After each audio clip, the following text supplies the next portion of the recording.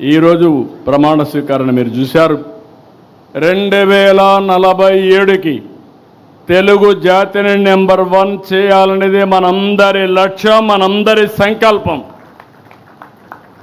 అది ఒక్క తెలుగుదేశం పార్టీతోనే సాధ్యం. మళ్ళీ ఇక్కడ విజ్ఞప్తి చేస్తున్నాం, మీ అందరికీ కూడా చెప్తున్నాను. ఎవరికి కొంతమంది అడుగుతున్నారు, నా పర్మిషన్ లేకుండా పదవులు ఇవ్వకూడదని కూడా ఇంకా అలాంటి ఆలోచనలు ఉన్నాయి పార్టీలో. ఎవ్వరి పర్మిషన్ ఉండదు. ఎవడు బాగా పనిచేస్తే వాడికే దండేస్తాం తప్ప ఎవరి పర్మిషన్ ఉండవు.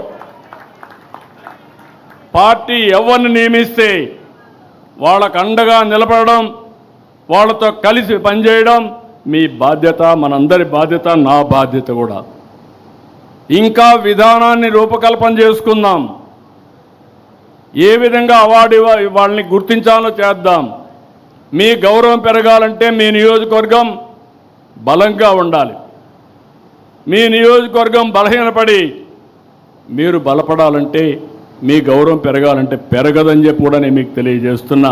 నేను బ్లంట్గానే చెప్తున్నా. ఈరోజు ఏమనుకోవద్దండి, మనసిప్పి మాట్లాడాలి.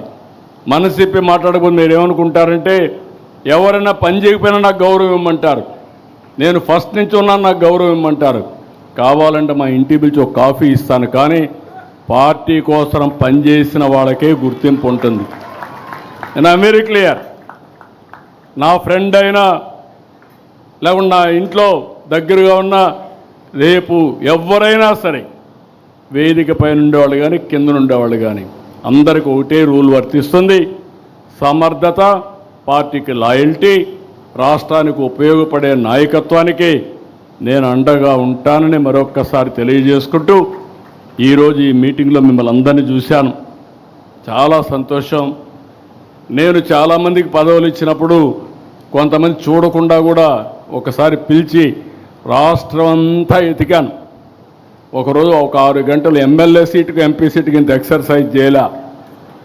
ఒక పాలిట్ బ్యూరోకి ఇవ్వాలంటే చాలా రోజులు ఎక్సర్సైజ్ చేశాను, డేటా ఉన్నప్పటికీ.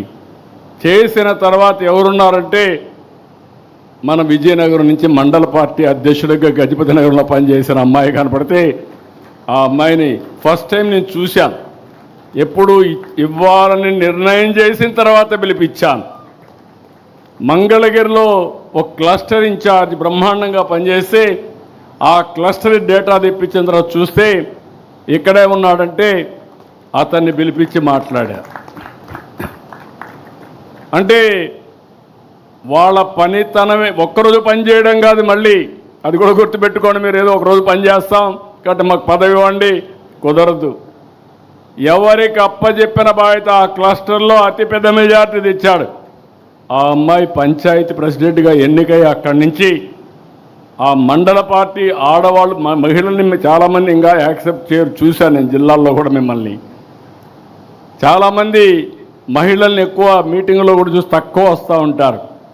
నేను అందుకే చెప్తున్నాను. కానీ అలాంటిది ఒక మహిళ మండల పార్టీ అధ్యక్షులుగా సమర్థవంతంగా అందరి మన్ననలు పొందగలిగింది. ఇది ఉదాహరణ మాత్రం. భవిష్యత్తులో ఇలాంటి ఉదాహరణలు ఇంకా ఎక్కువ మీరు చూస్తారని చెప్పి మీ అందరికీ తెలియజేసుకుంటూ, అది కార్యకర్తే అధినేత. సమర్థవంతమైన కార్యకర్తలు తయారు చేస్తాం, నాయకులుగా తయారు చేస్తాం. నాయకత్వానికి కొరత లేదు. ఆ విషయం గుర్తుపెట్టుకోవాల్సిందిగా మరొక్కసారి అందరినీ కోరుకుంటూ, మళ్ళీ ఒకసారి ఉండే ఎమ్మెల్యేలందరినీ కోరుతున్నా. చాలామంది కొత్త ఎమ్మెల్యేలు వచ్చాం, చాలామంది కొత్త మంత్రులు అయ్యాం. కానీ వాళ్ళందరినీ ఒకటే విజ్ఞప్తి చేస్తున్నా, మీకు అన్నీ తెలుసని. ఎంపీలు కూడా కొత్తగా వచ్చాం, ఆ విషయం కూడా గుర్తుపెట్టుకోవాల్సిన అవసరం. ఎమ్మెల్యేలే కాదు, ఎంపీలు కూడా. మీరందరూ గుర్తుపెట్టుకోవాల్సింది, మీకు అన్నీ తెలుసని తప్పులు చేయొద్దండి. నేర్చుకుందాం, ముందుకెళ్దాం, రాష్ట్రానికి ఉపయోగపడదామని మరొక్కసారి అందరినీ కోరుకుంటూ, చేస్తారని చెప్పి ఆశిస్తూ, అందరికీ నమస్కారాలు. జై హింద్, జై తెలుగుదేశం.